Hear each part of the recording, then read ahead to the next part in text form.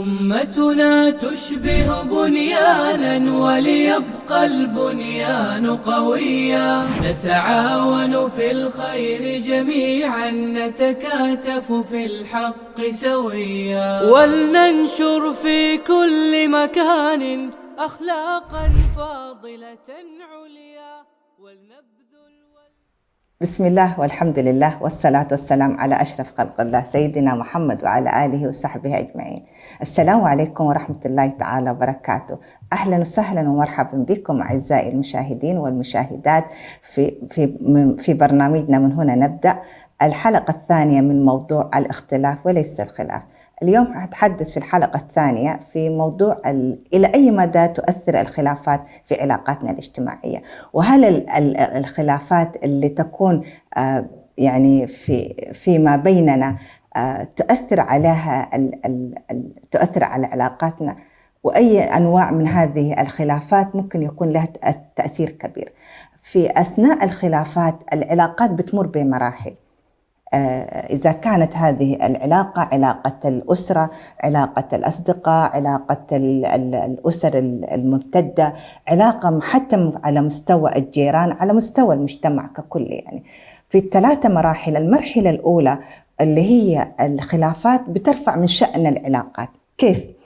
بمعنى إنه لما يحصل خلاف بيني وبين زوجي، بيني وبين بنتي، بيني وبين أخي، بين كل المحيطين بي، أنا يعني مثلا أبدأ أنا أزهر أجمل أشياء ما عندي، أول الزوج يزهر عنده أجمل الأشياء. أثناء الخلافات ممكن يشعر إلى أي مدى زوجته كانت مهتمة فيه، إلى أي مدى هي حريصة على مصلحته، إلى أي مدى هي يعني بتجتهد حتى يعني يكون لها دور كبير في حياته، في حياة الأسرة بشكل عام. يعني فيبدأ إنه تعبر، تقول له أنا أشعر أنك أنت يعني اجتهدت، ويعني حياتك كلها كدح من أجلنا. هذا الأسلوب، هذه الكلمات بتصير أجمل ما فينا. ويكون العكس كمان، أحيانا الزوج يعني مثلا في أثناء الخلاف يقول أنا ممتن لك، أنت يعني دائما صبرت علي، تحملت ظروفي وتحملت كل المتاعب، ورغم أنه يمكن يعني أصدقائك أو زميلاتك أو أخواتك عندهم يعيشوا في أوضاع مختلفة. فهذا الأسلوب، هذه الكلمات، هذا النوع من أثناء الخلافات بترفع من مستوى العلاقة، بتظهر أجمل ما فينا. كما يقول العلماء: افتضحنا فاصطلحنا. نأتي للنوع الثاني في العلاقات. إذا كنا العكس، يعني إذا كنا إحنا في أثناء خلافاتنا بنصير أسوأ ما عندنا. يعني مثلا أقول أنا عمري ما شفت معاك يوم حلو، يعني أحيانا ده بيحصل، ويمكن يعني الكثير اللي بيشاهدونا يمكن ربما حتى لو ما مر يعني الموقف بواحد مننا، لكن بيمر بشكل عام بالبيئة المحيطة. يعني ممكن تقول أنا ما شفت كل الناس مرتاحة، أنا عمري ما شفت معك يوم جميل. يعني والزوج نفس الطريقة يقولوا ممكن أنا ندمت إن أنا ارتبطت بك أنت. هذا النوع من الكلمات والألفاظ والنظرات بتحبط مستوى العلاقة، على عكس النوع الأول. نأتي للنوع الثالث في العلاقات أثناء الخلافات، وهذا بيكون أسوأ الأنواع، أسوأ الأساليب بتصير فينا. يعني النوع الكره، نصهر في نظراتنا، في أسلوبنا، ألفاظ تكون يمكن تعتد، حتى يكون الاعتداء فيها حتى على مستوى الأسرة. يعني أنت أصلاً كذا، وأنت أصلاً يعني ممكن يصل الاعتداء على الأم والأول وكل القبيلة. يعني وهذا النوع يعتبر يدمر العلاقات الاجتماعية، ينتهي ربما العلاقة تنتهي يا إما بالانفصال أو الطلاق. وهذه الأشياء اللي ممكن إحنا كنا في البداية ممكن نستطيع كنا نحتويها، كما ذكرنا في الحلقة الأولى. إذا كانت حوارنا، إذا كان نقاشاتنا، إذا كانت اختلافنا مبنى على أسس معين، تنتهي العلاقة، تدمر العلاقة ويحصل الانفصال. وده اللي نعاني منه كثير من الأسر الآن. كثير من المشاكل موجودة في دول المهجر، لأنه نحن نتيجة لعدم وجود الأسر الممتدة. يعني يمكن زمان، في زماننا لما كنا نعيش في بلدنا أو في وسط مجتمعنا، كان موجود العم والخال، موجود زعيم القبيلة، الشيخ، بيقدر يحتوي المشكلات. يعني بيكون في جهة اجتماعية يكون لها دور كبير في حل المشكلات. الآن الزوج والزوجة لوحدهم في بلد يعني يمكن حتى الجيران ما يكون عندهم علاقة، يختلفوا عنا في ثقافاتنا، يختلفوا عنا في أشياء كثيرة. لكن إذا لم نحن نحتوي هذه الخلافات، إذا لم نحن نبنيها على أسس صحيحة، بالتالي حتى تدمر وتنتهي إلى طلاق وتفكك أسري، وينبنى عليها كثير من يعني كثير من المشاكل الاجتماعية. الآن نأتي كيف نعبر عن اختلافنا بطريقة إيجابية. طبعا إذا حصل اختلاف بيننا كعادة، لأنه قلنا إحنا واحدة من الأشياء اللي تحصل بشكل طبيعي، أولا أبدأ بالعبارة نعم. يعني كلمة نعم أثناء النقاش أقول له نعم، لا يعني أن أنا لما أقول نعم معناه أن أنا متفقة معك في الرأي أو متفقة معك في الرأي. لا، نعم بمعنى أنا أتفهم وجهة نظرك، نعم أنا لماذا أنت مثلا مختلفة معي في هذا الأمر. يعني كلمة نعم تعتبر كلمة إيجابية جدا، على عكس لو كنت أقول لا أنت مخطئة، أنت كذا، أنت كذا. يعني فهذه واحدة من زي ما تقول بتعمل يعني مقدمة إيجابية جدا، حتى يصير النقاش بشكل سلس وبشكل يعني منطقي وبشكل علمي. بعد ذاك أنا أبدأ، بعد ما قلت نعم أقول له يعني أنا أتفهم نعم، يعني بحكم أنك أنت مثلا مهندس أو أنت خبير في هذا الأمر، لكن أبدأ بعد ذاك بعد ما أنا تفهمت لماذا هو مختلف معي، يعني أقول أنت يعني ربما عشان أنت مثلا مشغول بمجال معين أنا أتفهم نعم، لكن أسمح لي أو أسمحي لي يا أختي، أسمحي لي أن أنا أوضح لك وجهة نظري. لما أبدأ الكلمة الملطفة اسمها الكلمات الملطفة، لكن أسمحي لي أن أوضح وجهة نظري. أبدأ في هذه الحالة أوضح وجهة نظري، لماذا أنا اختلفت معك، 1 2 3، ما هو الأسس اللي أنا اختلفت عليها ولماذا حصل الاختلاف.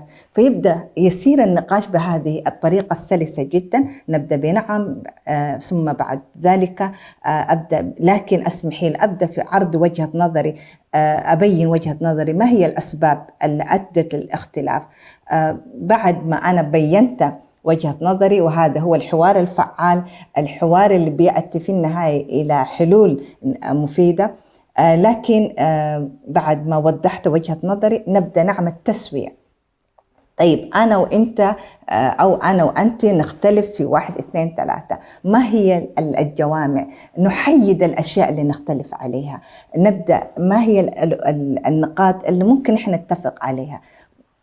في ألخص هذا الموضوع أقول لكن حقيقة أنا أبدأ أعبر عن مشاعري، وهذا النوع اللي يلطف الأجواء واللي يمكن يرتبط بالنوع الأول في العلاقات اللي ذكرناها، لأنه كلماتنا كلها كانت إيجابية جدا.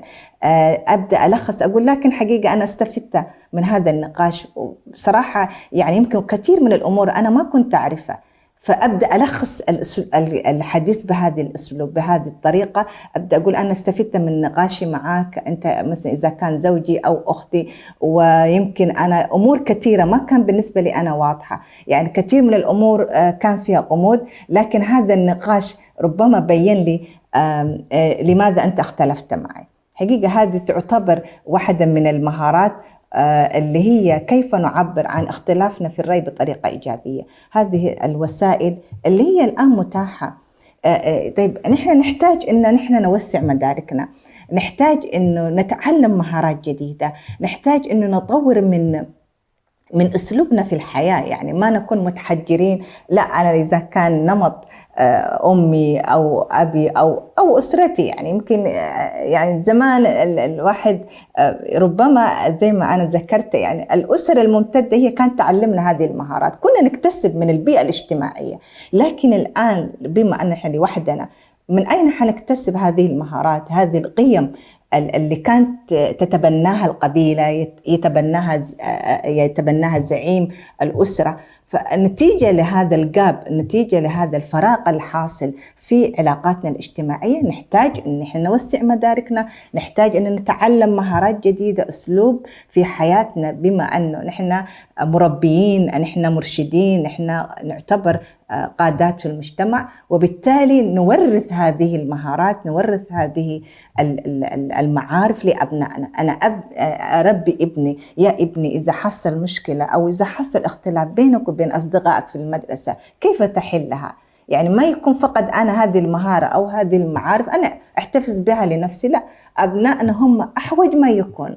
وهذا دورنا إحنا كأولياء الأمور، كمربين، كموجهين، ودورنا إحنا عبر هذه المؤسسات الإعلامية كيف ننشر هذه ثقافة الحوار الفعال، ثقافة الاختلاف بطريقة إيجابية، ندير حواراتنا ونعلم أبنائنا حتى يعيشوا في بيئة سليمة، يعيشوا في علاقات اجتماعية صحية، ويستطيعوا أن يكونوا فاعلين في المجتمع. يعني فإذا كان الطفل في أبسط مشكلة يعمل يمكن يتخانق، وده شيء طبيعي جدا في المدرسة، فيبدأ إنه لو كثر العداوات، لو أصبح هو منبوذ من كل الأصدقاء، أكيد حتنعكس عليه نفسيا، ليس فقط نفسيا بل ممكن تؤثر حتى على الجانب الأكاديمي، الجانب الاجتماعي، وبالتالي بنكون أن إحنا ما أدينا دورنا بالشكل الفاعل. وده اللي يمكن كثير من الأبناء أحيانا تجد أنه في المدارس، إحنا أثناء يعني الواحد عمله في المدارس كمرشدة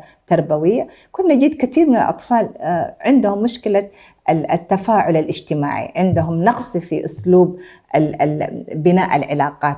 فهذه النتيجة إذا كان أنا عرفت فين ابن نقطة ضعفه. يعني أحيانا تجد أنه مثلا في الأسرة أكيد الأم والأب يعني عارفين التركيبة النفسية للطفل، عارفين ابنهم، لكل واحد عنده شخصيته، وهذا الاختلاف اللي نحن ذكرناه في البداية. فبالتالي أنا كيف أبدأ من سن مبكر كيف أعالج هذه المشكلة، لأنه لا الجيران ولا الأصدقاء ما حيكون عندهم دور إيجابي في هذا الجانب. الدور الأساسي اللي تقوم به الأسرة، اللي هي اللي تعمل على تعديل السلوك. الأسرة من توجه أبنائها من سن مبكر وتربطها بالجوانب الروحية والإسلامية. يعني سبحان الله، ديننا كله هو دين معاملات. يعني حب لأخيك في الحديث كما تحب لنفسك. لما يبدأ الطفل هو ينشأ في بيئة بتنبنى عليها هذه الأساليب، القيم الإسلامية، ديننا دين العدل، دين المسامحة، المعاملة بأسلوب يعني بيكون فيها خيركما لأهلي. يعني حتى في المعاملات، في الإحسان، في سبحان الله، إذا كان حتى على يعني نحن ديننا أمرنا نحسن حتى للحيوانات عزكم الله، فما بالكم فيما بيننا نحن كأسر، يعني كمجتمع، جيران. دائما نراعي هذه النقاط. وأنا أقول كثير من خاصة الأسر اللي تعيش في دول مختلفة عننا في الثقافة، وده اللي ذكرناه، يمكن نحن نعيش في بلاد أحيانا حتى ما نعرف لغتهم ويختلفوا عننا، يعني يختلفوا عننا في كل شيء. طيب كيف حنعيش وسط هذا المجتمع إذا كان نحن نختلف؟ وهذه نحن يعني مسلمات، يعني الاختلاف سنة كونية، لكن كيف ندير اختلافاتنا؟ إذا أنا هذه جارتي ثقافتها أسلوب تفكيرها مختلف تماما، لابد أنا أتأقلم وأتوافق مع هذه المجتمعات على أساس ما أطالب بأشياء هم يعني يمكن ما يمتلكوها. ما حقول ليه هم ما يتعاملوا معي بهذا الأسلوب، ليه هم مثلا يعني طبعا يعني فيه نوع من اللامبالاة أو كذا. فبالتالي أنا لما أكون أنا نفسي مقتنع أن هذا نمط شخصية وأسلوب المجتمع أو كذا، يبدأ أنا يعني يحتاج أن أنا أمتلك مهارات حتى أتوافق مع هذا المجتمع. يحتاج أتعلم أساليب في أنه أدير كيف خلافاتي إذا حصل بيني وبين أي شخص آخر. وبالتالي هذه الأشياء اللي يكون لها مكاسب على مستوى الأفراد وحتى على مستوى الجماعات.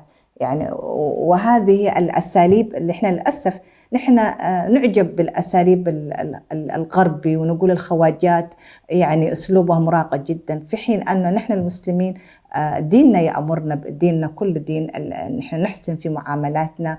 ويعني يمكن الواحد يوصي نفسه ويوصي جميع المشاهدين، بما أن نحن نعيش في بلاد غير بلادنا يتطلب مننا أن نمتلك الكثير من الأساليب والمهارات الحياتية، وحتى نعيش في أمن واستقرار اجتماعي. نستودعكم الله إلى أن نلقاكم في الحلقة القادمة إن شاء الله، ونكمل حديثنا الجزء الثالث من موضوع الاختلاف وليس الخلاف. السلام عليكم ورحمة الله تعالى وبركاته.